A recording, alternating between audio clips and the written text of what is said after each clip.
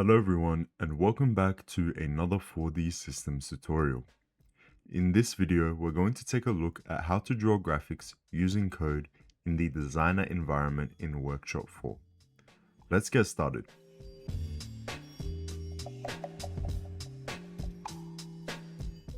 So unlike the Visi or VisiGenie environments in Workshop 4, where you're building interfaces or using widgets, here in Designer, we're going to do everything directly in 4D GL.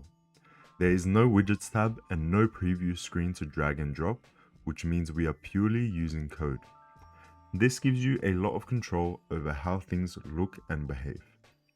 Today I'll be using a Gen 4 ulcd 2.8-inch capacitive touch display with a Gen 4 UPA breakout board.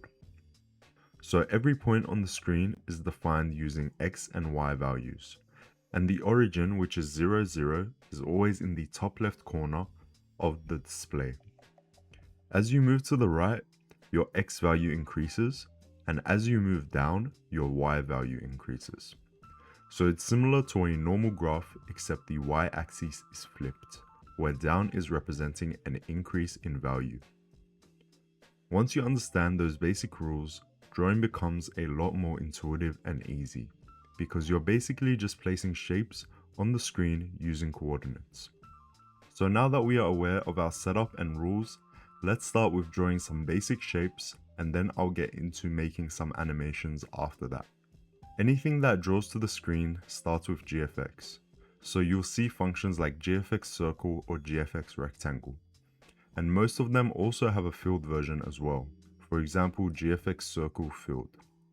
This applies to more than just shapes too. Things like clearing the screen with GFX CLS also follow the same idea. The first block of code that I'm writing is going to be to draw circles and rectangles.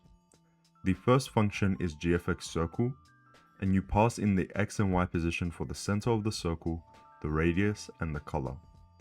The position relies on numerical values directly based on your display's resolution. So for example, if your screen is 240 by 320, that means your X value goes from 0 to 240 and your Y values go from 0 to 320. So I'll use the values to place the circles where I am happy with, and I'll also add some rectangles. These work slightly differently because instead of a center point, you define two corners. The first point is the top left and the second point is the bottom right. So using GFX rectangle, we get an outline, and with GFX rectangle filled, we get a solid block. So with just that simple code, we can get these shapes showing up on the display. Their size and positions are easily editable by changing their values. To draw other shapes, for example triangles, the steps are almost identical, and you will just change the GFX to GFX triangle or GFX triangle filled. So these functions are basically your building blocks.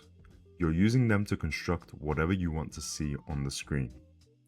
But at this point, everything that we've drawn is static. It appears once and then nothing changes. So let's go through how to make two different animations which build on these shapes. The first one that I'm going to do is a bouncing ball animation. For this example, I'm declaring a few variables, X and Y for the position of the ball, dx and dy for the movement, and r for the radius. Inside the loop, I start by clearing the screen using GFX CLS. Then I draw the ball using the current X and Y values. After that, I update the position by adding dx to X and dy to Y, so the ball moves each frame.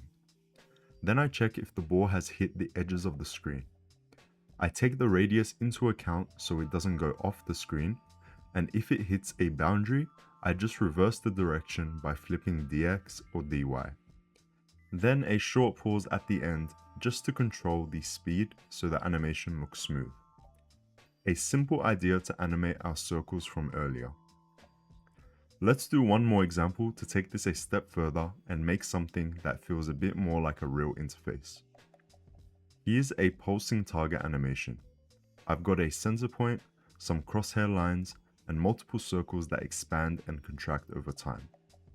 This gives it more of a UI or system feel, like something you might see in a radar. For this one, I'm declaring a variable r for the radius and a grow variable to control whether the circles are expanding or shrinking. Inside the loop, I start by clearing the screen with GFX CLS again. Then I draw the crosshair using two lines that pass through the center of the screen. After that, I draw a small filled circle in the middle as the center point. Then I draw three circles using the same center position, but adjust their radius with +20 and +40 so they're spaced evenly. To animate it, I update R each frame. If grow is 1, I increase it so the circles expand, and once it reaches a limit, I switch direction and start decreasing it.